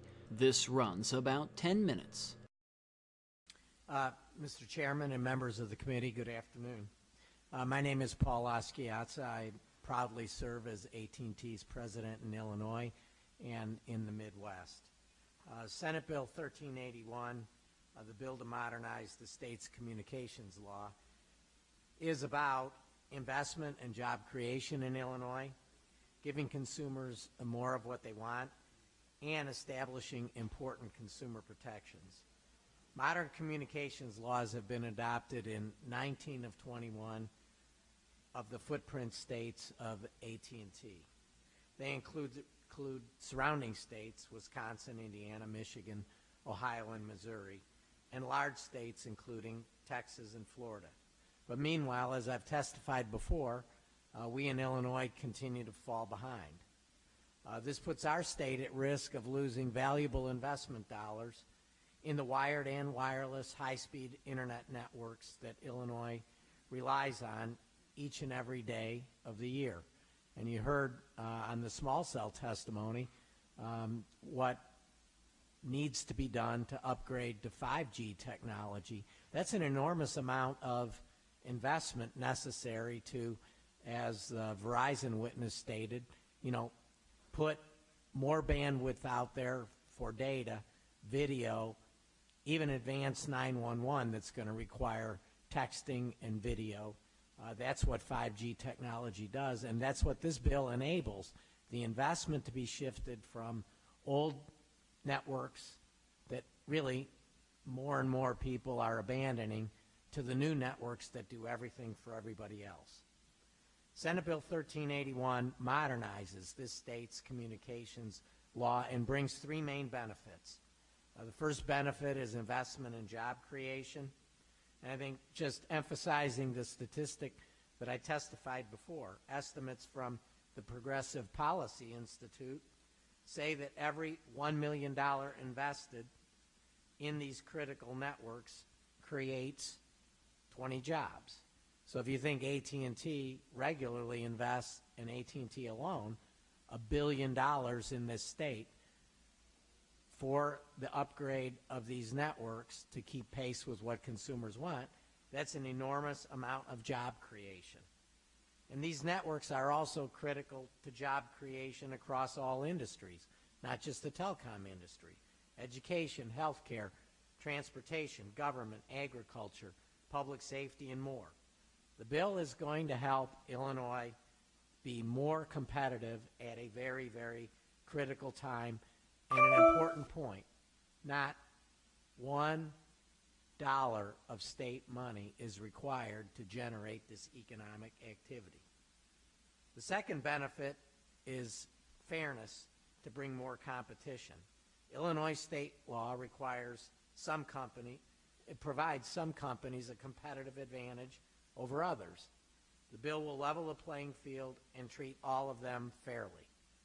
The current policy actually harms customers by requiring AT&T and AT&T only to continue to invest in this legacy old TDM network and invest in technologies that customers no longer want. The third benefit is establishing important consumer protections. This bill ensures that all customers transitioning from AT&T old technology will have access to home phone service and 911.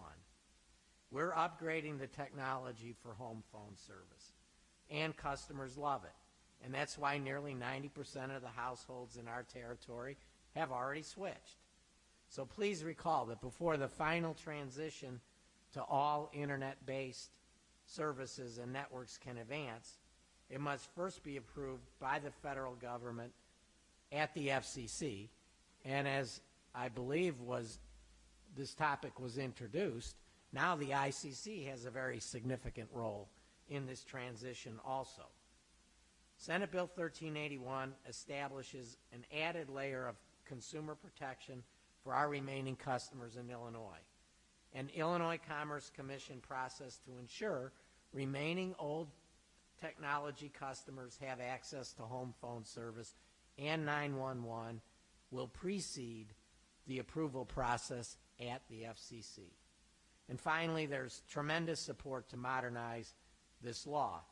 A coalition of 300 Illinois organizations supports updating to a modern law, and there are more than 100 organizations from throughout the state that support Senate Bill 1381 specifically.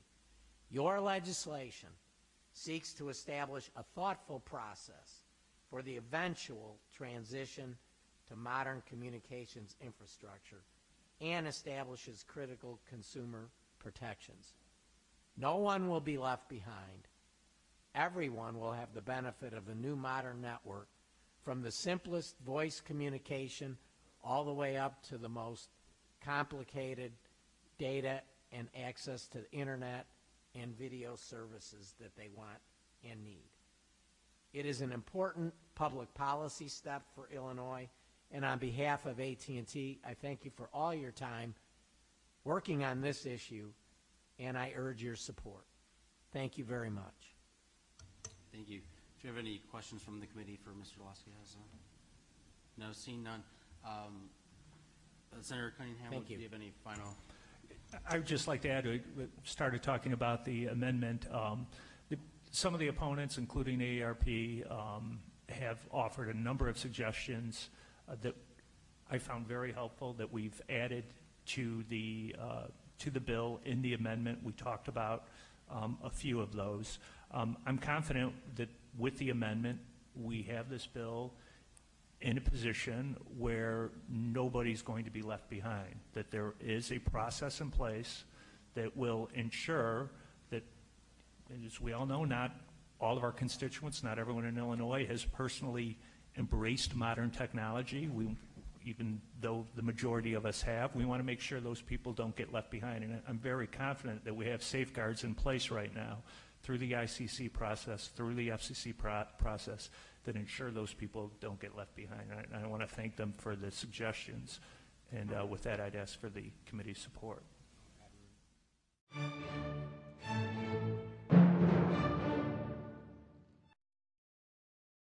Next, from Springfield, we talked to former state senator and current chairman of the Regional Transportation Authority, Kirk Dillard, on how a lack of funding due to the state budget impasse is affecting mass transit in Chicago. This runs about 15 minutes. Former Senator Kirk Dillard, thanks for joining us again on the Illinois Channel. We haven't seen you for a while. You're here at the state capitol. What brings you down from Chicago? Primarily to make sure that mass transit in northeastern Illinois is not on the chopping block. I know there's a lot of worthwhile causes here, and I'm very sympathetic to higher education and those that are people with disabilities and others who have budgetary issues.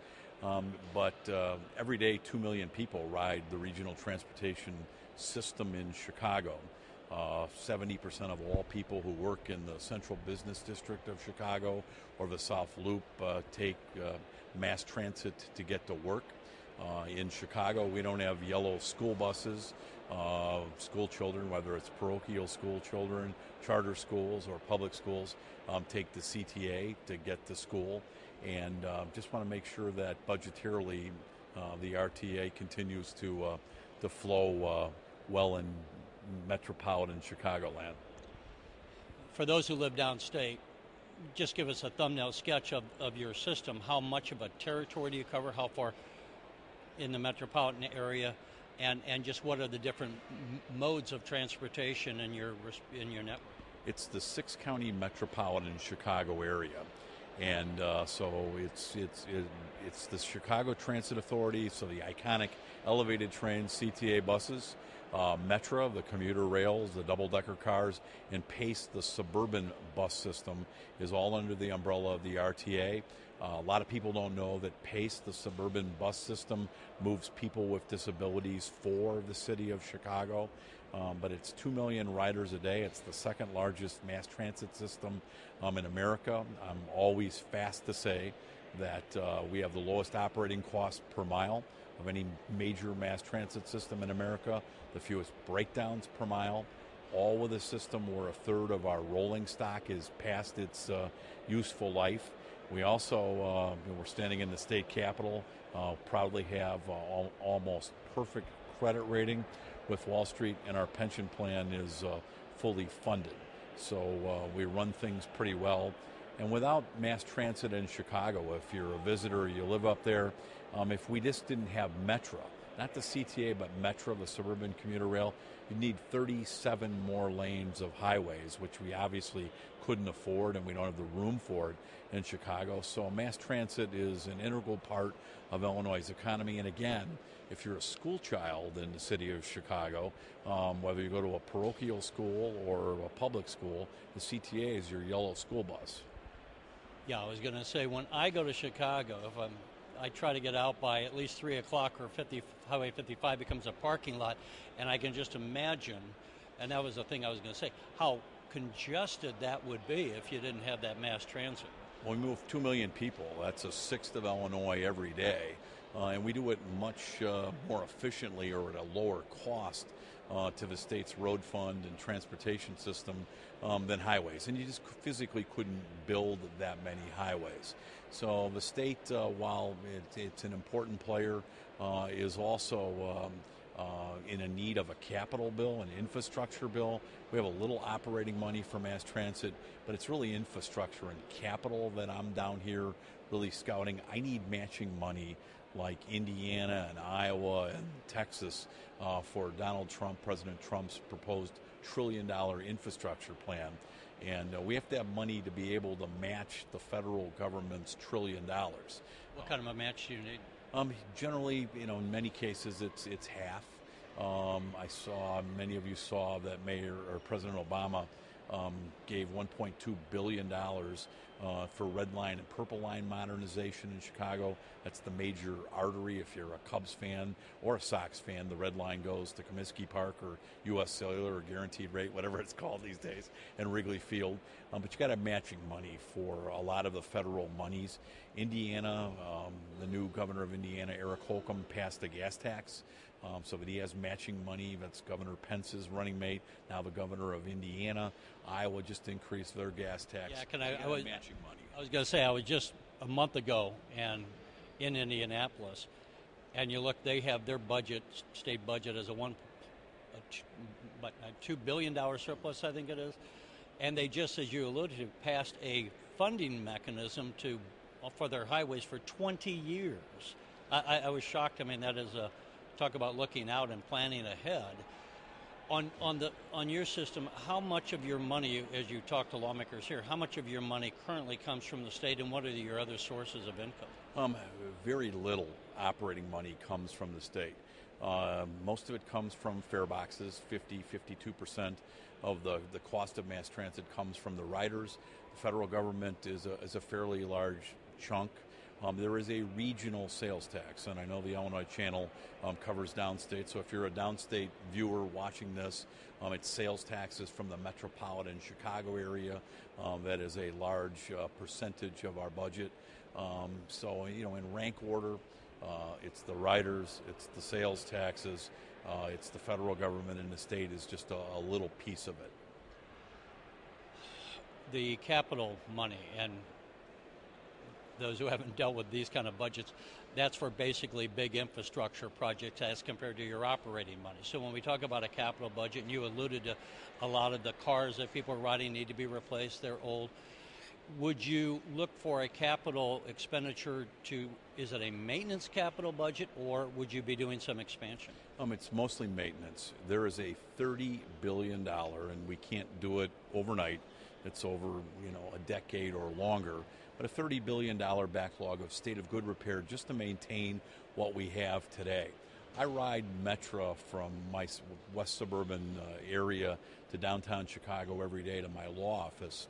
And the car I ride in was delivered when Dwight Eisenhower was the president.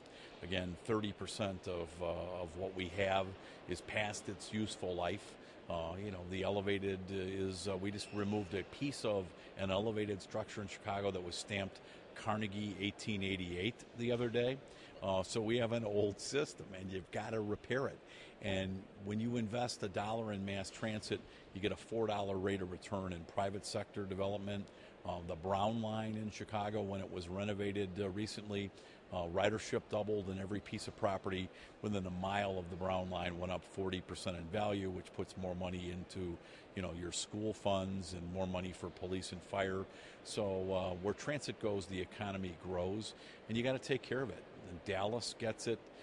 There was a great quote out of Indianapolis the other day that I saw from a conference that the mayor of Indianapolis put on, especially with a millennial workforce that's approaching half of our workforce, our young people, graduates of the University of Illinois or DePaul or University of Chicago, Northwestern, to have and maintain millennials in your workforce. You've got to have a mass transit system. The millennials, they don't own cars like my generation did, and they rely on mass transit and Uber. And to have millennials, as the mayor of this conference in Indianapolis said, to have millennials work in your city or remain in your city, you have to have a mass transit system, and it's tantamount to trying to sell them a phone without a camera. Millennials demand mass transit. As tough as it's been economically in the state of Illinois, Chicago does lead America in corporate headquarter relocations over the last several years, and mass transit's a major reason that Google and McDonald's Corporation are moving their headquarters into the urban area of Chicago.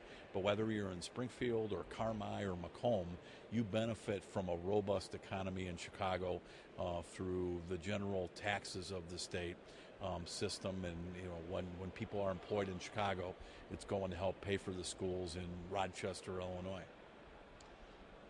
Yeah, there's no doubt. I mean, when we look at the state budget, the amount of revenue that comes in from Chicago, Illinois would be more like Tennessee if we didn't have Chicago as part of the state. Just before we close out, I look at one of the things that we have going for us as a country right now, and when we talk, as the president is talking about infrastructure rebuild, is that we have interest rates still at about a 60-year low. And while often for a lot of people borrowing is a bad word, I would say you need to reinvest in the infrastructure. We're driving over bridges that were built 50 and 60 and 70 years ago. So it seems to me if we're going to ever do the infrastructure, now's the time, because we can be borrowing on the capital markets at such low interest rates, right? Right, and I'm fortunate at the RTA. We are fortunate to have a near perfect credit score with Wall Street. So we're borrowing at all-time record lows. We are borrowing, the state does owe, like it owes so many vendors. The state owes the RTA and our system almost $400 million. Unlike some vendors, I don't get paid interest by the state. I go out and I borrow, and it costs the ridership of the RTA region a couple $1 million to go out and borrow what we're owed from the state. But we have to have, as a state, matching money for President Trump's $1 trillion. And even if you don't take the trillion is nationwide. I mean, correct. We'd have to come up with, we don't know I don't think we know yet what the bill's not passed, right? But what Illinois would get, but we'd have to have roughly 50% of whatever they give Illinois. And I just know, because I just did a forum with my counterpart from Phoenix, Arizona's ready to go. The chamber person from Indianapolis told me the other day they have their money set aside, and I know Iowa did a recent gas tax. The gas tax, and I don't care where the revenue comes from. I'm not a lawmaker. I leave that up to people smarter than myself. They're talking about broadening out the sales tax in the state, and the RTA gets sales tax, a proportion of it, in the metropolitan Chicago area. But the gas tax in this state has not been increased. It's a set per gallon, not adjusted for inflation, since 1993. Which means that it essentially has 60% of the buying power the last time it was adjusted in Illinois, and it hasn't been adjusted for inflation since Jim Edgar was governor. Yeah, and the other thing, which the National Chamber of Commerce has pointed out, that if you look at the miles per gallon that cars get today as compared to, say, 93, that the National Road Fund is getting a lot less money because we used to be getting, when you and I were in high school, we probably got 10 to 12 miles a gallon, and now we're getting maybe 30s in some cases. You know, and folks that drive Teslas don't pay a gas tax. And I saw Governor Brown in California just requested a 13-cent gas tax increase, but he put on something called the Tesla tax, which is to require people that drive electric cars to at least contribute something to the road fund. Kirk Dillard, we appreciate you taking the time and stopping by. Thanks, dear.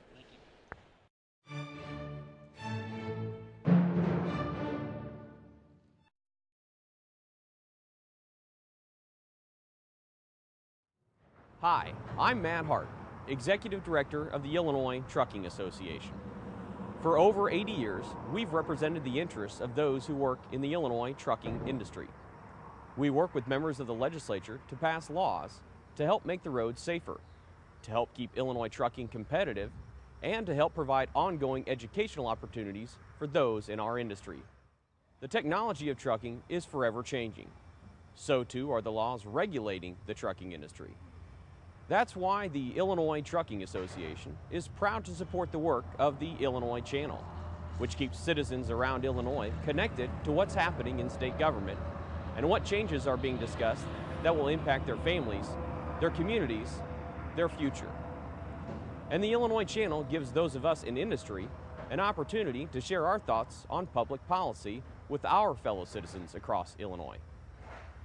I'm Matt Hart, Executive Director of the Illinois Trucking Association. I'm also proud to serve on the Illinois Channel's Advisory Council on Transportation. The Illinois Channel, it works for all of us.